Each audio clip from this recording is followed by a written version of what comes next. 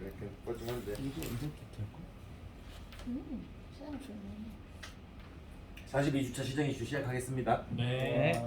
좀 영국의 그 부채 문제는 잘 어떻게 해결이 됐어요. 뭐 트러스 총리가 감세안 다 철회했고 이번에 사퇴했잖아요. 44일 만에 총리가 사퇴를 한 영국에서도 좀 이례적인 사건이 터졌었고, 근데 그 와중에도 이제 영란은행의 개입도 있었고 하면서 잘 무난하게 무사히 잘 해결이 됐습니다.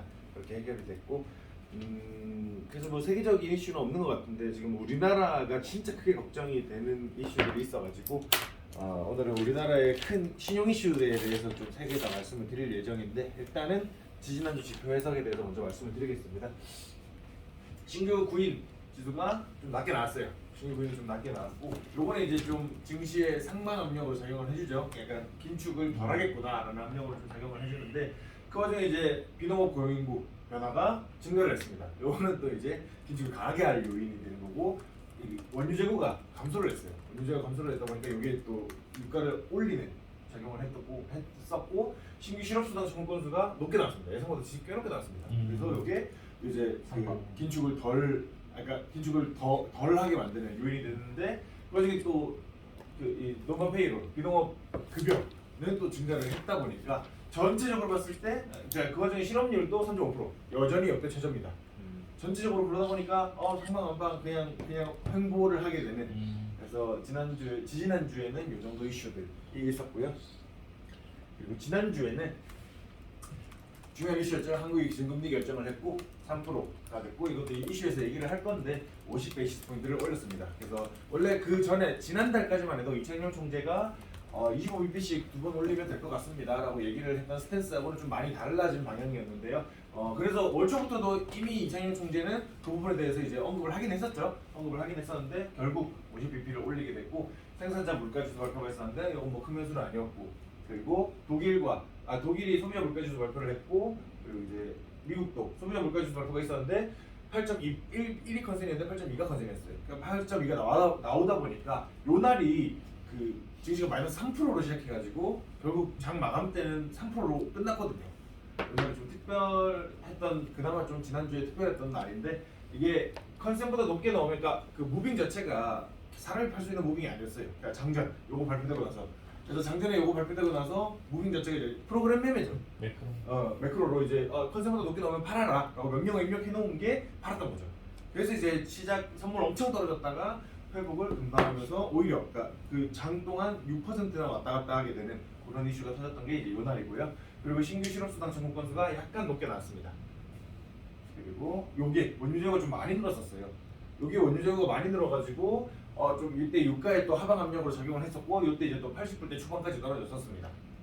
그리고 한국 실업률 발표가 있었는데 뭐 크게 중요한 건 아니었고, 그리고 소매 판매 발표가 있었습니다. 제가 30주차에서 말씀을 드렸던 건데 혹시 실질 소매 판매 기억나시나요? 기억나시죠? 실질 소매 판매라고 소매 판매에다가 인플레이션을 빼기 한 게 실질 소매 판매라고 이제 말씀을 드렸었는데, 어쨌든 간에 이거는 금액 기준이기 때문에 그러니까 지난달하고 같은 MOM 지난달하고 같은 금액을 구매를 했어도 이게 인플레이션을 감안했을 때는 약간 그 감소를 하는 게 뭔 말인지 아시죠? 그러니까 같은 금액치라도 인플레이션이 있었기 때문에 상대적인 수량으로는 덜 구매했을 수밖에 없는 거죠. 그걸 이제 실질 소매 판매라고 하는 건데, 실질 소매 판매는 감소를 했다고 볼 수 있겠습니다. 진짜 약간이지만. 그래서 이 정도가 지표에 대한 해석이라고 볼 수 있겠고요. 뭐 큰 이슈는 없었어요. 뭐 요때 잠깐 이제 충격 먹었던 거 요게 있지만 그 외에는 큰 이슈는 없었습니다. 그런데 한국이 지금 제가 우려가 되는 부분이 꽤 많아요. 그러니까 거의 뭐 2010년 만에 첫 3%를 다시 터치를 했고요. 근데 이제 3%라는 숫자 자체보다는 이 가파름이 문제가 되는 것 같아요. 뭐 미국도 마찬가지지만 이 엄청나게 가파른 금리 인상이 굉장히 큰 리스크를 만들고 있다라고 볼 수가 있겠는데, 일단 이창용 총재가 왜 환율을 50bp를 올렸냐에는 환율 때문이라고 못 박았습니다. 확실히 얘기했습니다. 환율이 너무 빠르게 오르니까 어쩔 수 없다. 이거는 환율의 좀 급격한 상승을 막기 위해서 금리 인상을 좀 크게 해야겠다라고 직접 인터뷰에서 얘기를 했는데, 제가 이거 전문을 다 여기다가 해놨거든요. 이창용 총재의 인터뷰 전문을 여기다가 해놨는데 나중에 심심하시면 아마 안 읽으실 것 같긴 한데 아 심심해. 제가 뭐 읽어드려요? 양랑하게 읽어주세요. 자, 오늘 금융통화위원회는 한국은행 기준금리를 2.5에서 3%로 50베이시스 포인트 인상하며 통화정책을 운용하기로 결정하였습니다. 먼저 국내외 금융 경제 여건을 설명드린 후에 오늘 기준금리 결정 배경에 대해서 상세히 말씀드리겠습니다. 우선 지난 8월 금융통화위원회 회의 이후 대외 여건의 변화를 살펴보면 미 연준의 최종 금리 전망이 당초 4% 수준에서 4%대 후반으로 상당폭 높아지면서 글로벌 경기 둔화 우려가 더욱 커지고 국제금융시장의 변동성이 크게 확대되었습니다. 주요 선진국에서는 8에서 10% 수준의 높은 인플레이션과 이에 대응한 중앙은행의 긴축 강화의 영향으로 성장세가 둔화되고 있고 중국 경제는 부동산 경기와 수출 둔화 등으로 부진이 이어지는 모습입니다. 아마 다다음 주쯤에는 중국 부동산 얘기를 하게 될 것 같아요. 아마 하게 될 것 같고 국제금융시장에서는 장기 시장금리가 큰 폭 상승하고 주가가 크게 하락한 가운데 미 달러화의 강세 기조가 강화되면서 주요국의 통화 가치가 약세를 보였으며 이 과정에서 일부 국가에서는 금융 불안이 나타나기도 하였습니다. 국내 경기를 보면 성장세가 둔화되는 모습입니다. 소비가 회복 흐름을 이어가고 있지만 글로벌 경기 둔화의 영향으로 수출 증가세가 점차 낮아지고 있습니다. 이번 달에 마이너스 수출 증가율이 마이너스가 될 거라는 관측도 있어요.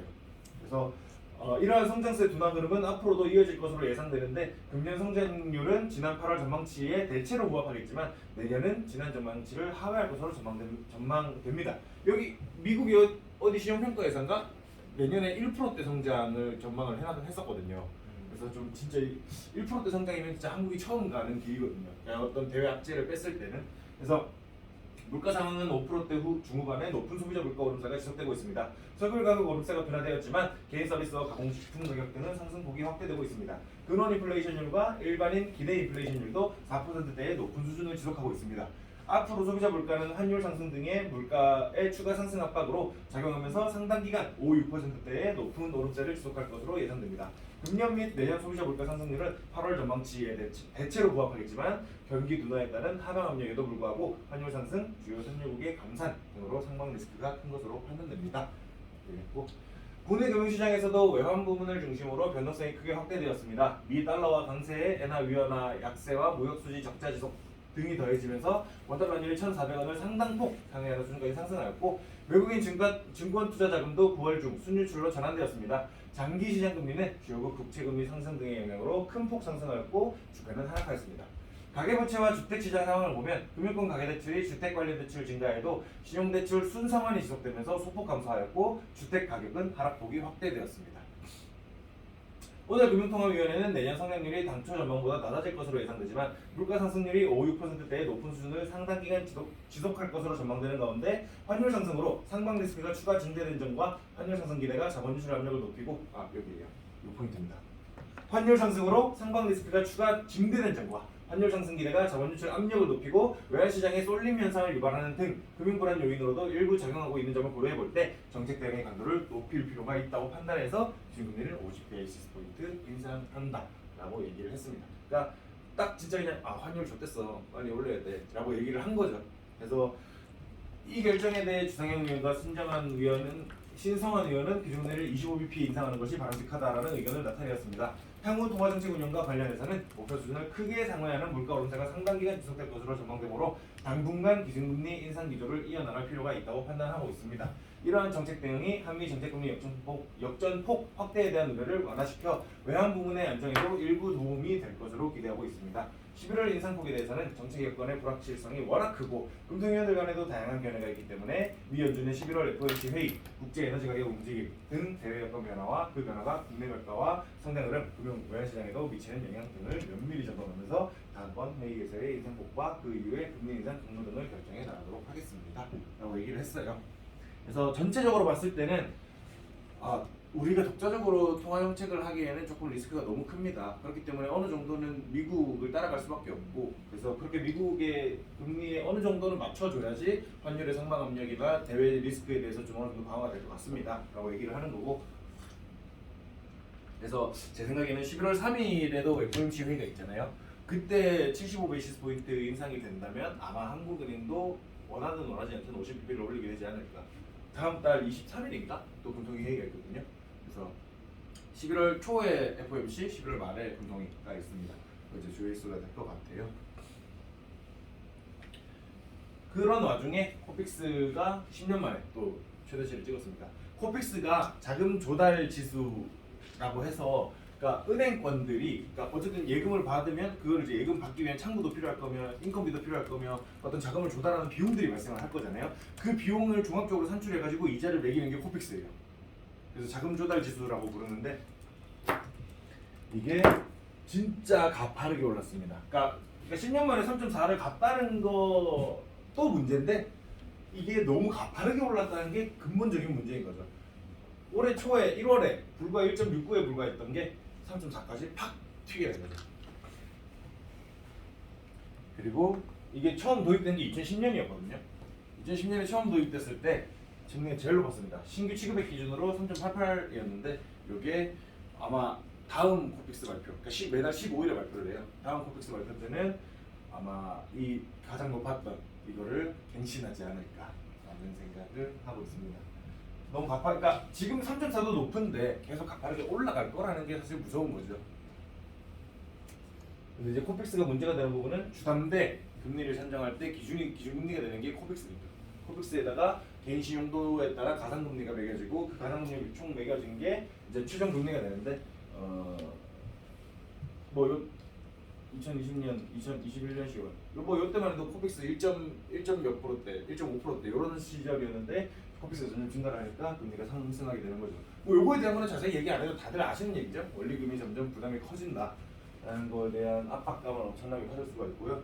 그리고 또 문제는 저는 가계부채만 문제라고 생각했고 IMF를 겪은 대기업들은 그 부채 관리를 진짜 잘해요. IMF를 겪은 대기업들은. 근데 중소기업들이 그게 안 되나 봐요. 기업 부채가 생각보다 빠르게 증가하고 있더라고요. 기업 부채가 제 생각보다. 이것도 2분기 말이기 때문에 지금 3분기까지 왔을 때는 이게 기업 부채가 훨씬 증가했을 거예요. 2분기 말 기준이기 때문에. 그래서 뭐 20년, 21년이야 유동성 장세였어요. 금리가 원체 저금리였고 대출받기도 쉬운 환경이었기 때문에 이때 200조 늘어난 거에 대해서는 200조까지는 이제 150조 좀 넘게 늘어났나? 이거 늘어난 거에 대해서는 엄청나게 막 큰 거 이슈는 아닌 것 같습니다. 그냥 그러니까 당연히 늘어날 만해서 늘어났는데 문제는 긴축 시기에는 부채가 줄어야 돼요.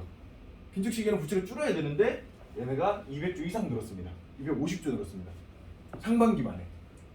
이게 문제가 뭐냐면 기업들이 대출을 더 받으려고 더 받아서 그런 게 아니라 환율 상승 때문이라는 거죠. 그리고 원자재값 상승 때문에. 그러니까 이런 이슈 때문에 부채가 높아진 거죠. 원하지 않게도. 원해서 그런 게 아니라. 무슨 말인지 이해되시죠? 네. 그러니까 대외 부채, 그러니까 뭐 외화 표시 채권의 그 리스크가 커진 거죠. 그러다 보니까 상반기 예측한 게 이제 22년에는 한계 기업의 비중이 최대는 18.6%까지 늘어날 수 있겠다. 대한민국에 있는 기업의 5분의 1이 이자도 못 갚는 회사가 될 수 있다는 거죠. 요거에 대해서 좀 생각을 해보니까 두 번째, 세 번째 이슈는 기업 부채에 대한 얘기를 좀 해야겠다라는 생각이 좀 들어가지고 두 번째, 세 번째는 기업 부채 얘기를 준비를 했거든요. 근데 일단 그건 그렇고 근데 그 와중에 또 문제는 뭐냐면 가계부채가 지금 요게 105%예요. 그러니까 한국 GDP가 2조 정도, 2천조 정도 되거든요. 한국 GDP가 2천조인데 이 2천조 중에 2,100조가 가계부채입니다. 그래서 105% 이렇게 얘기를 하는데 문제는 뭐냐면 전세보증금은 사금융이라서 가계부채에 포함되지 않는다는 거예요. 그래서 전세보증금을 포함하면 우리나라가 전 세계에서 가계부채 비율이 제일 높은 나라입니다. 이게 또 하나의 리스크가 될 수 있는 거죠. 예를 들자면 전세가 어떻게 리스크가 될 수 있냐? 가장 극단적인 예를 들어볼게요. 지금 송도 아파트 값들 박살났다고 하잖아요. 많이들 들으셨죠? 송도 아파트 값 동탄도 뭐 비슷할 거예요. 동탄도 그럴 텐데 송도에 그러니까 그 작년 말만 해도 집값이 14억 이렇게 12억 이렇게 거래됐던 게 올해 7억에 거래됩니다. 6억 7억에 거래가 됩니다.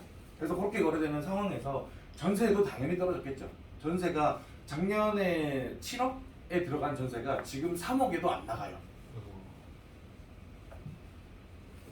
하고 싶다. 뭐요? 112제곱으로 112제곱. 송도 집을 사고 싶다고? 좀 있으면 3억도 올걸요? 송도 집은 3억도 옵니다. 그래서 그게 문제가 되는 게 뭐냐면 어쨌든 전세는 2년 만기가 되잖아요. 그러니까 처음에 7억 전세 주고 들어갔던 사람이 계속 7억 주고 살고 싶을까요? 지금 송도 전세가 3억인데 당연히 저 나갈게요 하거나 전세금 깎아줘야 되는 거 아니에요? 라고 하겠죠. 그러면 4억을 집주인이 돌려줘야 되는 거죠. 다른 세입자를 구하더라도 그러니까 다른 세입자를 못 구하면 7억을 고스란히 돌려줘야 되고 근데 지금 전세에 들어오려는 사람도 없어요. 차라리 이자가 비싸 이자 비용이 비싸니까 차라리 월세하지. 그러니까 세입자도 못 구합니다. 그러면 그 전세에 대해서 이 전세가 붕 뜨게 되는 거예요. 근데 그 4억이나 7억을 현 캐시로 갖고 있는 사람이 얼마나 될까요? 잘 없거든요. 어떻게 주지 그거? 그럼 이제 집 팔아야죠. 세 줬다가 집을 뺏겨버리네. 지금 지금 예전에 예. 일본이 부채 비율이 엄청 높아가지고 금리를 못 올린다고 하잖아요.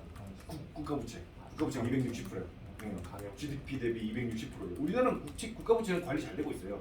40%. 55. 예, 그러니까 원래 불과 문재인 전만 해도 40%대였어요. 박근혜 전만 해도 40%였어요. 40%가 마지노선이다 라고 얘기를 하고 있었어요. 박근혜 전만 해도. 근데 박근혜 때 처음으로 40% 넘었고 문재인 때는 더 확 늘었고. 영국이 지금 100 몇 퍼가 넘는 거죠? 영국이 100% 넘나 그건 모르겠어요. 한번 체크해봐야 될 것 같아요. 영국도 근데 부채비율이 적진 않을 거예요 아마. 꽤 많을 겁니다. 그래서 요게 이제 그러니까 지금 안 그래도 그 기사 같은 거 검색해 보시면 전세금 못 돌려준 세입 그게 역대 최대입니다 지금. 지금 이미 전세금 뭐 구글에 네이버나 구글에 전세금 검색해 보시면 뜨실 거예요. 그래서 지금 전세금 뭐 못 돌려준 집주인이 뭐 역대 최대다 이런 기사들이 있을 거예요. 그 와중에 또 문제는 뭐냐면 이게 제 친구 얘긴데 되게 무섭습니다. 되게 무서워요. 2억 6,400을 빌렸습니다. 전세 보증금으로. 목동의 신축 빌라예요. 목동 신축 빌라가 그런 게 진짜 많아요 지금. 그러니까 여기서 이슈가 되는 게 뭐냐면 2억 6,400을 빌릴 때 그리고 부동산 계약을 할 때 그 중개인이든 아니면 어떤 다른 브로커든 누군지 모르겠어요. 중개인이 있는지 브로커가 있는지 모르겠는데 그걸 이제 제 친구인 이 사람한테 2억 6,400 빌려가지고 합시다. 그러면 내가 지금 이자 뭐 3.8% 나올 거니까 그 이자 2년치를 내가 한 번에 주겠다라고 얘기를 하는 거예요. 리베이트를 하는 거예요. 리베이트 하겠다고 얘기를 하는 거죠. 그래서 그 원성이 제 친구 입장에서는 저 친구 입장에서는 뭐 손해 볼 거 없네라고 하고서 이제 덕덕한 거죠. 근데 금리가 올라갈지를 몰랐던 거죠. 6개월마다 전세 계약은 6개월마다 금리가 갱신되니까. 근데 그 와중에도 부동산 어쨌든 그 리베이트를 하려고 했던 사람은 분명 알았을 거예요. 금리가 올라갈 거라는 거. 그러니까 명백한 사기 행위인 거죠. 기망 행위인 거죠. 명백한. 그래서 지금 처음 시작할 때 85만 원으로 쳐가지고 2년치 이자를 1,600인가를 받았어요. 1,600인가를 받고서 이제 그거 받았으니까 이제 뭐 내 돈 아니니까 뭐 상관없다라고 얘기하면서 냈는데 그래서 생각했는데 이게 113만 원이 된 거죠. 아마 내년 2월에 또 갱신이 될 건데 내년 2월에 갱신되면 이거 150만 원 갑니다. 진짜 감당한대요. 그러니까 원래는 전세 생각이 없었는데 전세를 권유한 거예요. 원래 전세 하려고 하긴 했었는데 굳이 목동 살 생각은 없었죠. 좀 비싼 집으로 가자. 그러니까 이거보다 싼 거를 하려고 했었죠. 원래는 뭐 한 1억 생각하고 이거 자본금이 한 6, 7천 있거든요. 그러면 자본금 6, 7천 정도 있어가지고 뭐 1억에서 1억 좀 넘는 거 정도 생각하고 있었는데 요 리베이트가 된다고 하니까 그건 없네? 하고 매력적이. 네 들어간 거죠. 요즘 저게 무슨 대출이에요? 전세자금 대출. 뭐 아니고 그냥 국채 대출 아니고 그냥 전세자금 대출이 지금 5.1%예요? 일반 은행 전세자금 대출. 월 112만 원이네요. 네 그렇죠. 국가 그거는 저렇게 많이 한도가 안 나오죠. 맞아요. 그래봐야 뭐 1억 1억 몇천까지. 주담대가 이것보다 더 높죠? 지금요? 주담대 금리가 이거보다 좀 낮았던 것 같은데 그래요? 아닌가? 높죠. 지금 높겠다. 지금 받으면 높겠다. 네. 지금 그러니까 뭐 이것보다 이전에 갱신됐으면 좀 낮겠는데 지금 받으면 더 높을 거예요. 그러니까 가산금리 2.27이면 그래도 시행도가 나쁘지 않은 편이거든요. 쉣. 찔하다. 그러면 월세 113만 원치 사는 거야. 맞아요. 그럴 거예요. 그냥 월세집 살지. 그러니까. 그래서 뭐- 월세 다행이다. 뭐 어쨌든 월세 리베이트 받은 그러니까 이런 85만 원 기준으로 리베이트 받은 걸 치면 따지고 보면 그래도 뭐 한 40만 원. 40만 원 정도인 건데 근데 문제는 이제 그 다음 갱신될 때가 더 무서워지는 거죠. 월급에서 나가니까. 그래서 이제 그래서 이 전세 자체도 그러니까 이런 경험을 겪은 사람이 어떻게든 꾹꾹 이자는 내겠죠. 이자 냈을 때 이 전세를 계속 유지하려고 할까요? 이 경험을 겪는 사람들이 엄청 많겠죠. 많겠죠. 그러니까 모든 전세를 하는 모든 사람들이 지금 이런 경험을 하고 있어요. 당연히 전세 연장 안 하고 월세로 바꾸려고 하겠죠. 그래서 지금은 월세는 매도자 우위예요. 월세는 그러니까 임대인 우위죠. 그리고 전세는 임차인 우위 시장이에요. 지금 시장이. 전세는 진짜 낮춰주고 월 지원금 드리겠다고 해도 안 들어가요. 사람들이. 그러니까 집주인들이 진짜 월 지원금 주겠다고 하는 전세 계약도 진짜 많아요. 근데 집주인 입장에서는 전세를 받길 그 갭 차이. 목돈이 없으니까. 목돈이 없으니까 그거를 바로 줄 수 있는 거 아니면 그렇게라도 다른 세입자를 구해야죠. 어떻게든. 3, 4, 5 주니까. 네, 그게 리스크죠. 그래서 뭐 장기적으로 봤을 때, 그러니까 지금 집값이 부동산 가격 상승과 더불어서 이자 상승이 장기적으로 봤을 때 우리나라에도 전세 제도를 없애게 되는 계기가 될 거예요. 그러니까 분쟁 비용도 너무 많이 증가했고 집값 상승으로 인해서. 그래서 이게 전세는 장기적으로 없어질 제도다라고 봐야 될 것 같습니다. 그래서 정리를 좀 하자면 한국은행은 이번 달 금융통화위원회 회의에서 기준금리를 50베이시스 포인트 인상을 했습니다. 이창용 총재는 기자회견에서 환율이 너무 빠르게 올라서 그렇다고 직접 언급을 했고요. 외인 빠지는 거 보니까 미국의 긴축 기조를 어느 정도는 따라가야겠다는 판단을 한 거고, 일단 11월 FOMC 눈치를 보면서 11월 금통위 때 한 번 더 50베이시스 포인트를 올릴 수도 있습니다. 만약에 11월 3일에 75bp를 올린다, 진짜로 우리나라도 50bp를 준비해야 될 것 같습니다. 그래서 설상가상으로 원자재 가격 상승과 달러 비자 급격한 증가로 인해 기업 부채도 문제가 되고, 요거에 대해서는 2번, 3번 주제에서 말씀을 드리겠습니다. 심지어 전세자금은 상금융이나 가계부채에 포함되지도 않은 그야말로 총체적 난국이라고 볼 수 있겠습니다. 우리나라 신용위기가 굉장히 지금 리스크가 굉장히 크다라고 볼 수 있을 것 같아요. 저는 그 와중에 이 바이든이 할배는 달러 강세에 대해 걱정하지 않습니다. 나머지 세계가 걱정될 뿐입니다 라는 얘기를 하고 있죠. 이거 그래서 뭐 미국은 이제 지금 웃음 짓고 있는 나라가 딱 두 개 있어요. 미국이랑 일본. 그러니까 미국 입장에서는 뭐 달러 강하다고 해도 고용도 굉장히 견고하고, 그리고 애초에 미국의 모기지는 대부분 고정금리입니다. 지난주에 제가 말씀을 드렸지만, 지난주 맞나? 그래서 그 말씀을 드렸지만 미국 그 주담대는 대부분 08년의 경험 때문에 대부분 고정금리이기 때문에 30년 고정금리 이렇게 되기 때문에 크게 금리 인상에 대한 리스크가 크지 않아요. 근데 그러다 보니까 이제 미국 입장에서는 자기의 달러 유동성을 회수하면서, 그러니까 미국은 지금 성장을 안 해도 남들보다 앞서게 되는 거예요. 다른 데가 후퇴하고 있으니까. 그런 상황이다 보니까 미국은 진짜 웃음 억지로 참는 이런 상황이 만들어지는 거고, 일본도 지금 진짜 좋은 게 뭐냐면 일본이 30년의 디플레이션을 이제서야 벗어납니다. 돈 아무리 풀고 지랄 연명을 내도 안 되던 게 미국이 달러 올리니까 바로 돼요. 근데 그것조차도 전 세계 유럽 10%, 미국 8%, 우리나라 6% 이러고 있는데 일본 2.2% 이러고 있습니다. 아름다운 인플레이션. 진짜 아름다운 인플레이션이죠. 진짜 일본이 원했던. 그러다도 지금 뭐 인터뷰하는 거 보면 약간 우참하는 느낌이에요. 기분 좋아해? 기분 진짜 좋아해. 입꼬리 실력죠. 기분 좋은데 엔저가 위험할 수 있겠습니다. 뭐 이러고 있는 느낌이에요. 웃겨요. 그래서 재밌어요. 그래서 참 지금 미소 짓고 있는 나라는 미국이랑 일본밖에 없습니다. 그래서 일본도 무역 적자를 지금 많이 보고 있기는 한데, 근데 일본의 수출 증가율이 지금 또 20% 30%대 나오고 있거든요. 우리나라 수출 증가율이 마이너스, 이번 달에는 마이너스를 생각해야 될 수도 있는 거라 가지고 진짜 이러면 진짜 이제 그 변곡점이 되는 거죠. 수출 증가율이 떨어진다는 진짜 수출을 앞으로 더 힘들겠다라는 게 되는 거니까, 신용도 신용인데 수출을 못 하고 있는 것 자체도 꽤나 큰 문제라고 볼 수 있겠습니다. 그리고 두 번째 이슈로 강원도가 채무를 불이행했어요. 아마 뉴스 같은 거 관심 있으시면 강원도 채무 불이행에 대해서 좀 아실 수도 있을 것 같은데, 강원도가 레고랜드를 지었잖아요. 강원도에 어디 섬에, 강원도 어디 섬에다가 레고랜드를 지어놨는데, 요거를 짓게 된 배경이 어떻게 되냐면, 강원도가 일단 유치를 하기 위해서 노력을 했고, 강원도가 그걸 직접 개입할 수는 없기 때문에 강원 중도개발공사라는 회사를 세워요. 강원도가 여기 44%의 지분을 가지고 있고요. 요 멀린 엔터테인먼트, 여기 중국계예요. 중국계 자본입니다. 이 멀린 엔터테인먼트 그룹이 그 레고랜드 건설을 주도했던 기업이고요. 그리고 이제 뭐 자기 주식, 한국전쟁 뭐 기타 뭐 이렇게 있습니다. 이렇게 해가지고 멀린 엔터테인먼트 그룹의 주도하에 강원랜드가 아니고 레고랜드. 레고랜드. 너무 갑자기 어린아이들의 공원.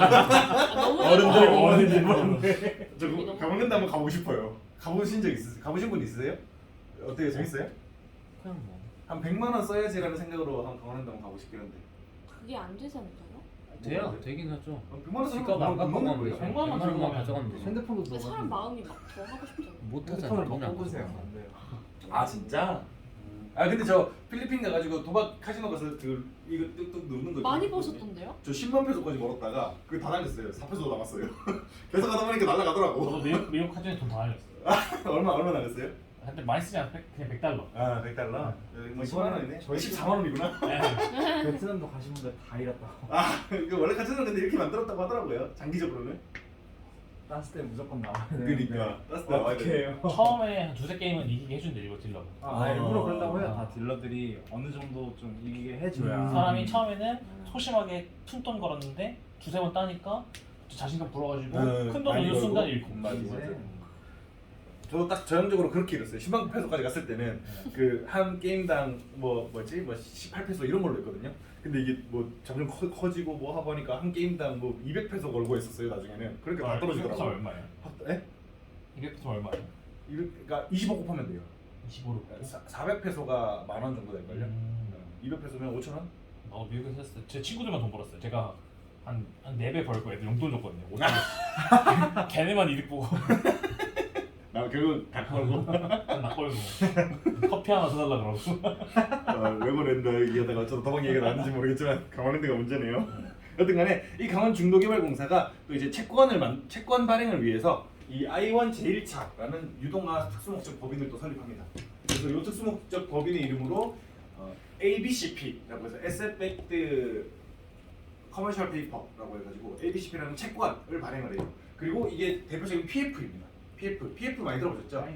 프로젝트 파이낸싱이라고 해서 지금 결국 제가 얘기하고 싶은 게 프로젝트 파이낸싱 문제거든요. 프로젝트 파이낸싱이 뭐냐면 어떤 사업의 수익성을 담보로 해가지고 돈을 빌리는 거예요. 그러니까 근데 우리나라 같은 경우는 그런 수익성을 판단하는 기준이 너무 보수적이다 보니까 PF 대부분이 부동산 PF밖에 없습니다. 부동산 건설 지어놓으면 임대료 받아서 수익 낼 수 있으니까. 그래서 부동산 PF가 대부분입니다. 그래서 그 프로젝트 파이낸싱의 일원인 이 I1 제1차의 ABCP가 그 프로젝트 파이낸싱 중에 하나였고 2,050억의 자금을 조달을 합니다. 레고랜드 지어졌을 때 그 수익을 담보로 해가지고 돈을 빌리는 거죠. 근데 문제는 얘가 채무를 상환하지 않았다는 거예요. 만기가 9월 29일이었거든요. 만기가 9월 29일이었는데 못 갚겠다. 근데 이게 문제는 강원도가 신용 보증을 한 채권이라는 거죠. 못 갚겠다라고 얘기했고 결국 10월 5일날 최종 부도 처리가 됩니다. 프로젝트 파이낸싱 자산유동화 기업어음이 최종 부도 처리되면서 기등급으로 감면됐다라고 얘기를 하죠. 그래서 지금 회생 절차를 강원도는 이제 회생 절차를 해서 어떻게든 뭐 갚겠다라는 얘기를 하고 있고요. 그래서 뭐 이렇게 뭐 채무가 2,140억 원이 있는데 ABCP만 2,050억이니까 사실상 요거 채무가 대부분이죠. 요거 채무가 대부분인데 문제는 이제 계속 프로젝트 파이낸싱이 좀 얼음판이었어요. 계속. 그러니까 침체가 진행되고 있는 와중에 있었어요. 왜냐면 근데 대부분 부동산 PF다 보니까 부동산을 건설하는 거나 그게 굉장히 중요한데 건설 단가가 너무 올라갔어요. 일단 건설 단가가 너무 올라갔고 그 와중에 금리도 빠르게 올라가니까 건설사에서 PF 자금에 대한 이자 부담도 비싸졌고 그 와중에 은행권에서도 건설사들 이거 리스크 크겠는데 라고 해서 대출 만기를 연장을 안 해주려고 해요.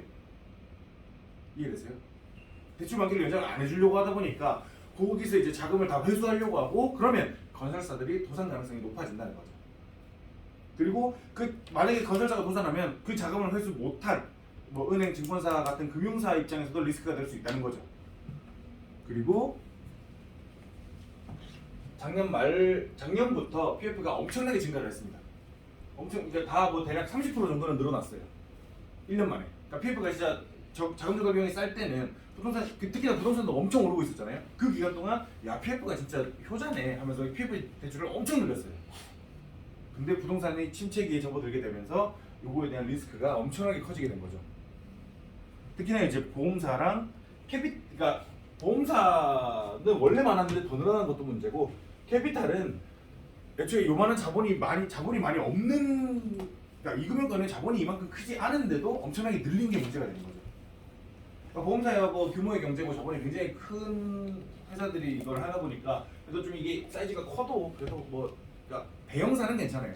근데 이제 중소형사들은 리스크가 크다고 볼 수 있겠고 캐피탈은 그냥 다 위험하고 증권사도 그 한월증권, 한양증권이랑 뭐 한월증권 여기는 지금 매물 나와 있다는 그 찌라시가 있어요. PF 감당이 안 되거든요. 현대차증권 같은 경우는 이 PF 비중이 자기 자본의 100%입니다. 현대차증권이. 그래서 그런 부분에 대한 리스크들을 생각을 해야 되겠다라는 얘기죠. 그래서 기사가 부동산 PF 침체가 심각 수준이고 증권사 3분기에 그 규모가 반토막 났다고 합니다. 재무건전도 시장부터이고 예측률이 8%를 넘겼대요. 이 리스크가 굉장히 큽니다. 건설사 줄도사, 그러니까 롯데건설 지금 파산 직전이라고 얘기를 하는 썰이 있어요. 태양건설이랑 롯데건설이 파산 직전이다라는 찌라시가 있는데 제가 나중에 보여드릴게요. 그래서 어쨌든 간에 그 와중에 이제 또 정치쇼라는 썰이 있습니다. 정치쇼라는 썰이 있는 게 뭐냐면 레고랜드는 강원도 전 도지사인 최문순, 이 민주당 계열의 그 사람이고 진행한 프로젝트고 당시 강원도가 손해보는 거 확실히 손해봤어요. 100년 무상임대에다가 수익이 어느 정도 이하면 무조건 그 멀린 엔터테인먼트가 다 가져가는 그런 계약을 했거든요. 그래서 확실히 손해보는 장사는 맞아요. 그리고 고인으로 훼손된 논란이 많았으나 정신 차린이 진행되어 있었고 그리고 강원도의 손해는 중국 업체인 레고랜드의 수익으로 이어집니다. 22년 하반기 김진태 이제 국힘 계열이죠. 다 도지사가 됐고 김진태가 가만히 보니까 그냥 바꿔주면 그냥 전 도지사가 싸놓은 똥만 치워주는 꼴이 되니까 아 그렇게 될 순 없지. 강원도 레고랜드고 뭐고 모르겠고 일단 채무 불이행한다는 입장을 발표를 했다. 이건 이제 찌라시예요. 그래서 전 국민이 몰랐던 레고랜드 채권이 갑자기 이슈가 됐고 레고랜드가 거지 같은 사업 구조였던 것 홍보를 하고 진보 지원에 대한 비난 키우기였다. 강원도는 진보가 욕 다 먹은 뒤에 계약서들을 비겁화주기를 진행할 예정이라고 합니다. 계약서로 묶여 있어서 시장에서 지금 우려하는 것처럼 빚을 안 갚아줄 확률은 매우 낮습니다. 애초에 강원도 예산에 비하면 그 금액도 적고요. 적은 건 맞아요. 이런 정치쇼를 이재명이 성남시장 되었을 때 모라토리엄 선언하면서 똑같이 했었죠. 라고 있는 이제 찌라시가 있는데 어느 정도 설득력이 있는 것 같아요. 그래서 뭐 믿거나 말거나겠지만 이 정도는 뭐 믿을만한 얘기다라는 생각이 좀 듭니다. 좀 정리를 하자면요. 레고랜드를 건립하기 위해 강원도가 지급 보증을 했던 ABCP가 최종 부도 처리가 됐습니다. 지자체도 믿을 수 없다는 인식으로 부동산 PF 시장이 살얼음판이 됐습니다. 그러니까 원래 PF가 식어가고 있는 와중에 여기 이제 터뜨려버린 거죠. 아 지자체가 못 갚아? 가 돼버리니까 못하겠는데 이런 생각이 든 거고. 그러니까 찌라시가 사실이든 아니든 어쨌든 강원도가 못 갚은 건 명백한 사실이니까 이해되시죠? 안 갚았든 못 갚았든. 그리고 금융권의 적립 기간 동안 부동산 가격 상승에 입어서 PF 대출을 확대해 왔었고 만기는 다가오는데 신규 대출은 힘들어지니 연체율은 지속적으로 상승을 하고 있습니다. 연말에 만기 물량은 더 많고요. 정치쇼라는 썰이 있습니다. 믿거나 말거나 하지만 설득력이 없지는 않고 한국의 부채 문제도 여러 가지가 있지만 PF 대출도 위기의 뇌관이 될 수 있는 주요한 이슈라고 볼 수 있겠습니다. 이것도 그 가계부채와 더불어서 좀 총체적 난국을 만드는 중요한 이슈입니다. 진짜 PF가. 전 터지면 PF에서 터질 가능성이 제일 높다고 봐요. 그 센터장이 파신 유동화 담보채권. 그건 부동산 아니에요? 네. 부동산 유동화 담보채권? 네. 그것도 PF로 들어가나? 모르겠네요. 이건 비슷한 거 아니에요? 물어보고 싶어요. 비슷한 건가? 그냥 모든 부동산의 매물, 개인이 사는 부동산의 매물이 담보율 50% 제한된 상태를 그 우리가 펀딩하는 거잖아요. 저 사업방법을 자세히 안 봐가지고. 근데 그거 지금 괜찮아요? 어때요? 뭐 딱히 옛날에 한 번밖에 안 해봐가지고. 매출 채권은 되게 위험합니다. 지금 매출 채권은 진짜 하지 마세요. 진짜로. 진짜 하지 마세요. 매출 채권 진짜 위험합니다. 지금 보면 그 회사들 신용도들을 보면 예전에는 그래도 뭐 A급이었는데 지금 뭐 C급도 껴있고 뭐 그런 거 같더라고요. 매출 채권 진짜 하지 마세요. 저 리스크 너무 커요. 그리고 세 번째. 증권시장 블랙홀 환전체에 대한 얘기를 좀 드릴 건데요. 이것도 마찬가지로 신용위기입니다. 신용에 대한 이유. 한국 신용이 진짜 중구난방으로 여기저기서 맡고 있어요. 사면 초과입니다 지금.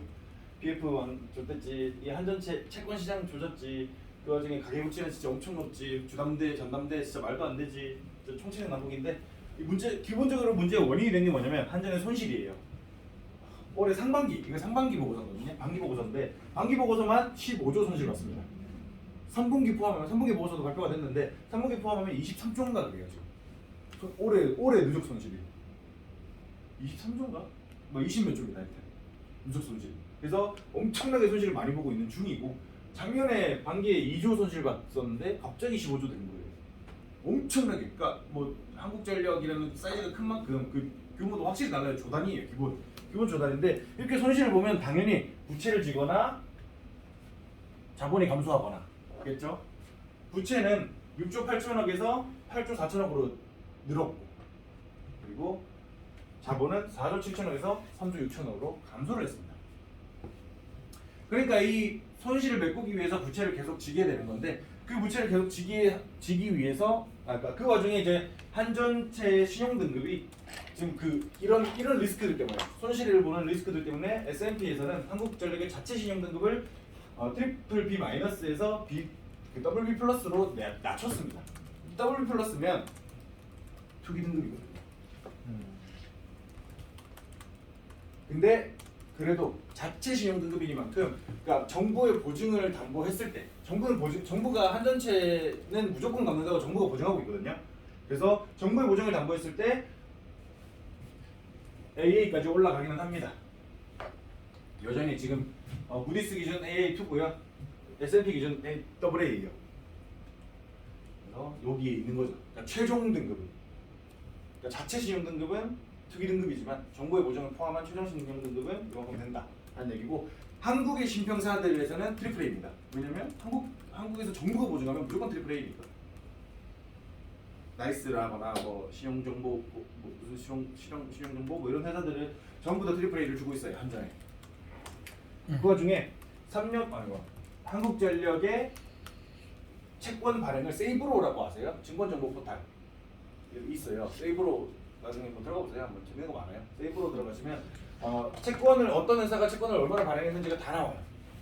다 조회를 할 수가 있습니다. 그래서 채권 들어가서 특수치에 들어가서 한국전력공사 검색하면 이렇게 채권 발행한 목록이 다 나오는데 발행일과 만기 여기 이제 나오고 그러니까 최근에도 발행을 했어요. 17일에도 2년 만기, 3년 만기 채권을 발행을 했습니다. 근데 문제는 그 사이즈가 1,800억, 1,000억, 3,400억, 700억, 2,500억 이렇게 계속 발행을 하고 있다는 거예요.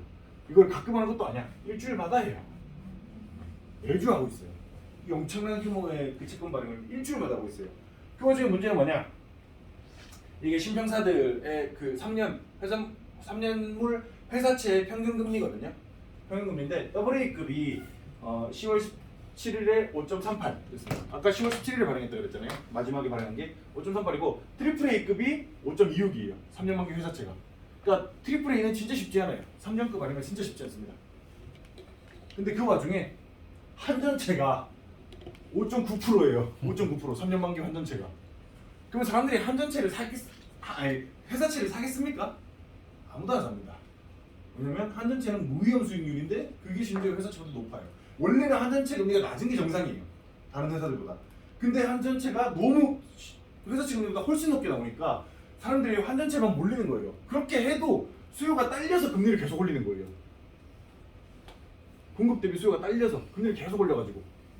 그래서 금리를 계속 올려서라도 채권을 마련을 하려고 하는 거, 채권 발행을 하려고 하는 건데 그러다 보니까 모든 시장, 그러니까 뭐 회사채, 금융채, 여전채 할 거 없이 전부 다 그게 다 한전채로만 몰리고 있어요. 그래서 한전채 구축 효과로 은행 대출 청구로 몰리는 대기업들이라고 해요. 그러니까 채권 발행이 안 되니까 은행에서 가서 대출 받는 거예요. 그러면 또 여기서 또 문제가 뭐냐면 은행에 대출 받으러 가서 은행에서 대출을 내주면 은행은 또 금융채 찍어야 되거든요. 은행채 찍어야 되는데 또 그것도 채권 발행이 안 돼. 심각합니다 지금 이것도.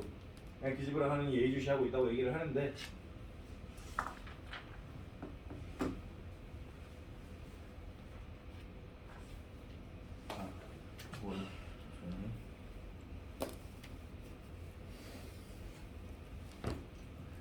찌라시를 바른 거를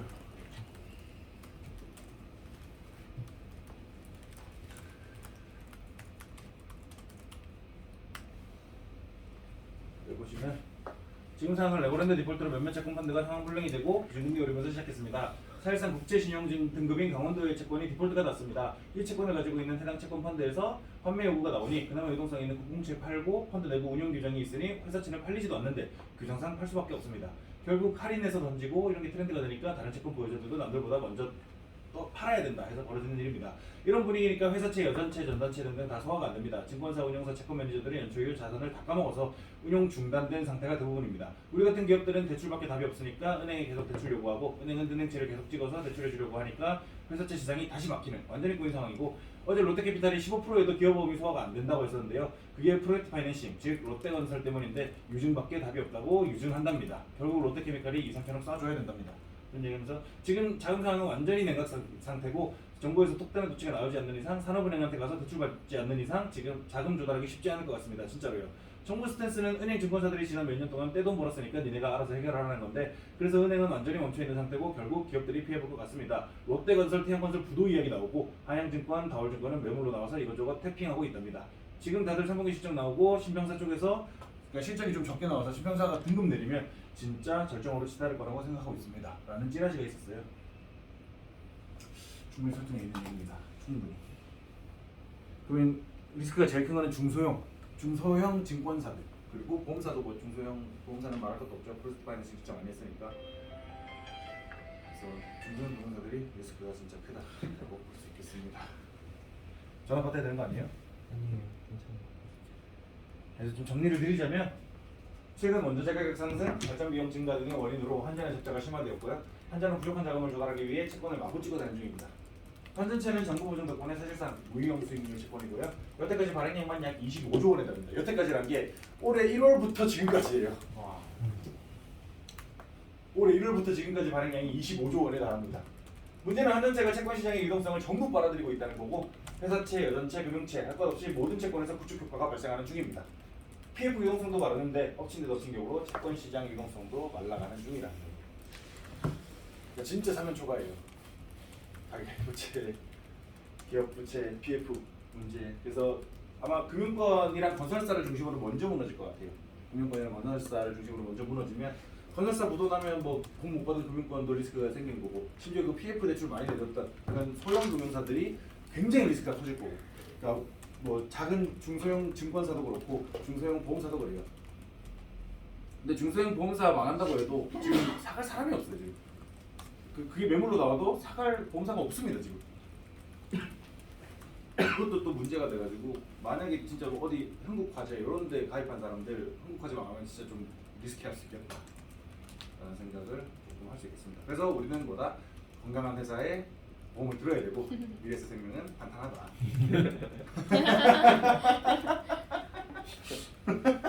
미래에셋 최고. 오늘 뭐 보험료 싸니 어쩌니 해도 그래도 확실히 간단한 회사에 보험료 잘 주는 보험금 잘 주는 회사에 그런 데 해야 되는 것 같아요. 저는 미래에셋 많은 데가 없는 것 같아요. 삼성생명도 댓글 많이 걸잖아요. 보험 선고하려면. 미래에셋은 가입을 잘 시켰죠. 아 그게 장난. 가입을 졸라 안 시켰죠. 좀만 아프면 별짓을 다 해요 진짜. 안 아프고 나이만 많아도. 안 음. 아프고 나이 어린데 종신보험 많이 가입한데도 지랄해요. 아 맞아. 알레리가 아닌 것도 존나 부러워. 매사가 지랄이야 진짜 이 시장만 새끼들. 전화했더니 미래에셋 제 증거를 못하고 있는데 편집해야겠다. 저는 말을 줄이겠습니다. 미래에셋 최고. 난 아무 말도 안 하고 있어. 자사운용 공부 미득한 죽여. 아우 씨. 여튼 이번 주에 이슈들은 이런 것들이 있고요. 좀 한국의 신용 위기에 대해서 좀 약간 생각을 좀 해봐야 되는 문제인 것 같아요. 뭐 카카오톡 문제가 원체 유명하니까 다들 뭐 찾아보시기도 하셨을 거고 그런 건 굳이 제가 말 안 해도 되는 거인 것 같아요. 다들 알아서 보셨을 거니까. 제가 그러니까 인지하지 못할 만한 것들을 좀 이제 말씀을 좀 드려봤고요. 아 좀 우려가 꽤나 됩니다. 진짜 이 신용 위기가. 난 지난달부터 위험할 수도 있겠는데 싶었던 게 이제 진짜 위험할 것 같아요. 그래서 그 얘기를 한번 했고요. 이번 주 이슈는 M2가 6.8% 나왔습니다. 확실히 그러니까 M2 증가율이 둔화되고 있다라고 볼 수 있겠죠. 이 수표 자체가 뭐 자산시장 녹아내리는 거 보면 M2 증가율도 당연히 감축 좀 해야겠다라고 볼 수밖에 없는 거고 뭐 이 정도 예측 뭐 예상 범위입니다.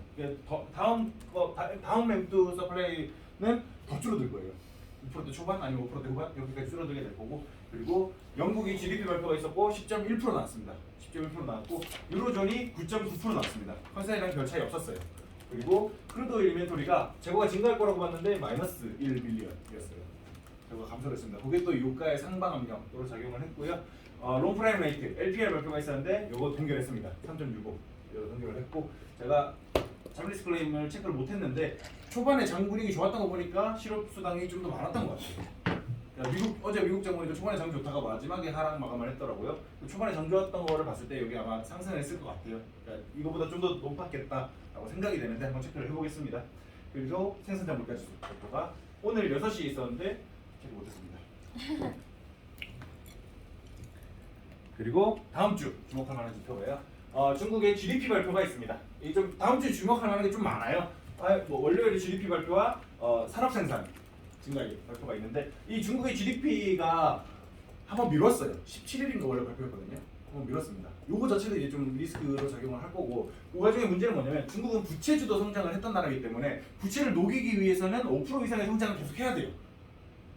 5% 이상의 성장을 계속 해야 되는 나라인데 예측이 3.4%인 것도 문제인데 3.4보다 높다고 해서 그나마 좀 덜 위험하다고 3.4%보다 낮아지면 진짜 좋댔다입니다. 그래서 그런 부분에서 좀 리스크를 염두에 둬야 될 필요가 있는 것 같아요. 특히나 우리나라 같은 경우는 중국의 부동산 경기하고 커플링이 되게 많이 돼 있기 때문에 그런 부분은 우리나라는 진짜 긴밀하게 좀 생각을 해야 될 것 같다는 문제로 볼 수 있겠습니다. 그리고 한국의 GDP 발표가 있고 유로존이 미국의 결정이 있습니다. 시장의 컨센은 25bp로 형성돼 있고요. 25란다. 75bp로 형성이 돼 있고요. 아마 75bp를 인상하게 될 것 같아요. 그리고 미국도 GDP 발표가 있고 이제 PC 가격 지수가 있습니다. 이 정도. 그러니까 이번 주는 큰 이슈는 없고 다음 주 이슈들을 조금 주목하면 될 것 같고 그리고 이 다음 주에 FOMC 회의가 있고 그리고 미국의 중간 선거가 있습니다. 11월 8일에. 그래서 미국 증시에 대해서는 크게 걱정하지 않아도 될 것 같은 게 만약에 한국 신용위기가 발생을 한다? 그러면 환율 떡상하는 거고 그러면 일단은 환율 상승에 대한 차익도 생각해도 되는 거고 그리고 보통 대부분 미국 중간 선거가 있는 달에는 증시가 좋습니다. 그래서 크게 그러니까 상승 가능성이 60% 이상이다라고 봐도 될 것 같아요. 그래서 그런 부분에서는 미국장에 대해서는 크게 우려하지 않아도 될 것 같고 지금 문제는 한국입니다. 한국의 신용 리스크가 너무 크다. 그래서 지금은 달러가 최고인 것 같다. 달러 자산이 최고인 것 같다라는 말씀을 좀 드릴 수가 있겠습니다. 혹시 궁금하신 거 있으신가요? 뭐 안내문 한번 쓴다고. 안 그래도 지금 쓰려고요. 아. 지금 끝나고서 앉아서 좀 쓰고 그거 보내고 가려고요. 다음 주에 중국 근데 GDP 발표해도 믿을 수가 없을 것 같아요. 그건 그렇죠. 뭐 통계 조작을 하도 하는 나라라 가지고 너무 좋아요. 통계 조작을 해주세요. 증시가 오를 수도 있잖아요. 5% 이상으로 조작해. 50% 상승. 저한테 말하지 말고 시진핑한테 가서 얘기해야 제가 생각을 못하는 분이다. 그렇지 않아요? GDP가 떨어져도 오른다고 말할 수 있는 나라니까요. 이번에는 펀드 네. 비중을 어떻게? 저 위험자산 90% 가려고요. 와우. 90% 가려고요. 100이면 혹시 어떻게 하나요? 120대 마이너스 20 갈까요? 원래 100이었습니다. 어떻게 할까요? 주식을 좀 더 늘리고 싶은데. 귀엽네. 돈을 더 넣어라. 주간하면 팔아요. 주간하면 팔아요. 누가나씩이 남아내지고.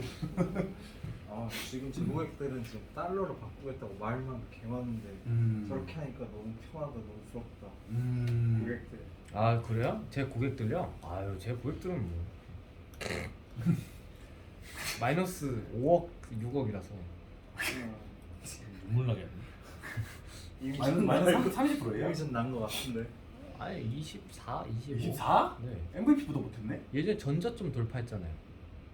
MVP는 주식 100% 아니잖아요.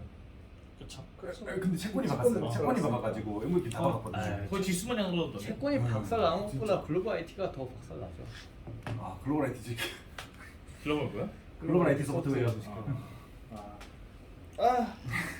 아우 재밌다. 내 돈도 4, 5억 안 잃어봤는데. 남의 돈이라 다행이다. 아니요 남의 돈이 더 힘든 것 같아요. 제 돈이었으면 복구는 가능할 텐데. 처음에 왜 100%한 거야? 아니 뭐 몇 번 얘기했죠? 네. 아니 뭐 어쩌겠어? 이미 한 거를. 네. 그 100% 설정하신 분은 만나 뵌 지 벌써 2달 됐어요. 아이고.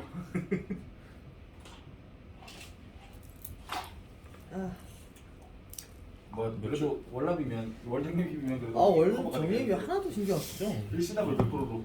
그러니까 그 고객은 한 2주에 한 번 봐야죠. 볼 때마다 심장이 0.1cm씩 올라가요. 위치가. 주식 투자 같이 하는 사람들은 병합공 진짜 좋다라고 얘기하던데. 아니 그분도 같이 하는데 맞아. 거의 전 재산을 저한테 맡겼으니까. 아니 MVP 때문에 그렇지. MVP 때문에 총수익률은 마이너스 2% 이런데 추납은 그래도 한 4% 되고 MVP가 마이너스 8% 이지랄 해가지고 아 개빡쳐요 진짜. 이번에 보니까 그냥 채권 비중을 채권을 그냥 해외 채권 없애고 국채만 늘렸던데. 아 그래요? 네. 뭐 국채 정도는 그래도 뭐 달러가 고점이라고 판단했나 보네. 달러가 고점인가? 그러면은 저 혹시 100% 국내 MLF 바꿀까요? 지금 랠리 옵니다. 달러 고점이면 우리나라 주식을 졸라 사야죠. 달러 떨어지면. 그치. 저는 카카오 지금 다 올빵 해놨어요. 올빵을 또 했어요? 월요일날 들어갔어요. 아 월요일날 말고 화요일날. 제일 그만큼 저점일 안 때인가? 오르시네? 내가? 네 저점이에요. 지금도 오르고 있잖아요. 네 2% 올랐더라고요. 좋아요. 심장 0.2cm 잠깐 내려왔어요. 심장이 랠리 중. 지금 레버리지 너무 좋아해. 모아씨는 진짜 그걸 진짜 좋아해. 왔다 갔다. 극단적인 그거를. 오늘 고객이 지금 대출채권 문의가 와가지고 대출채권이요? 기존에 했거든요. 아. 근데 이번에 1억 하고 싶다고 해가지고 지금 그 신규 고객이지 않으세요? 네. 그럼 2달짜리는 괜찮지 않을까요? 2달짜리로 해야 될까? 2달짜리 낫겠지? 2달짜리 리스키 한것 같아요. 원래 5개월짜리로 하다가 지금 이제 2달짜리. 그러니까 저도 생각했는 게 2달짜리 생기는 게 2달짜리 생긴 것 자체가 아. 리스크가 극대가 됐다는 거 같거든요. 제가 보면. 그러니까 내가 정상적으로 못 주는 게 있으니까 2달짜리로 그걸 받아서 그걸 걔 넘기고 솔직히 그게 정확히 어디에 투자했는지 공개가 안 되니까 공개해달라면 공개해주지 않아요? 모르겠어. 그러니까 저도 이거를 안 팔아가지고. 걔들이 받아서 제가 대출해주는 건지 아니면 맡게 하는 건지 몰라서 그것도 그냥 애초에 그냥 개인 계좌에다가 돈을 입금하는데요. 네. 그냥 제가 난 이해가 안 돼. 근데 저는 이제 제가 남의 돈 4억 잃어봐서 말씀을 드린 거지만 남의 돈 잃는 게 꽤나 슬픈 일이 있더라고요. 그래서 이게 돈 문제로 원한 살는 거는 참 쉽지 않은 인생인 것 같아요. 친구 아버지여서 말씀드리면 아, 이게 근데 진짜 칼 맞을 수도 있어요. 맞죠. 조심하세요. 그래서 저는 안 하는 게 나은 것 같아요. 저는 진짜로. 위협이 들어왔어요. 칼의 위협이 들어올 뻔도 해가지고 조심하시는 게 좋을 것 같아요. 혹시 또 궁금하신 거 있으신가요? 1,000만 원은 괜찮지 않을까 이거 1,000만 원은 칼빵까지 아니잖아요. 그래서 제가 이렇게 얘기했을 때 저는 그걸 말씀드렸거든요. 5개월로 쪼개가지고 2천씩 들어가면은 그나마 월에 160씩 나오니까 월세 160만 원 느낌으로 1억 벌릴 수 있다. 매월 2천. 편해? 괜찮을 것 같은데 지금 편은 진짜 괜찮은 들어가기. 여튼간에 더 질문 없으시면 강의는 여기서 끝내도록 하겠습니다. 그 혹시 그 네. 마이너스 4억인 사람한테 변액 괜찮다고 혹시 동행 좀 부탁드려도 될까요?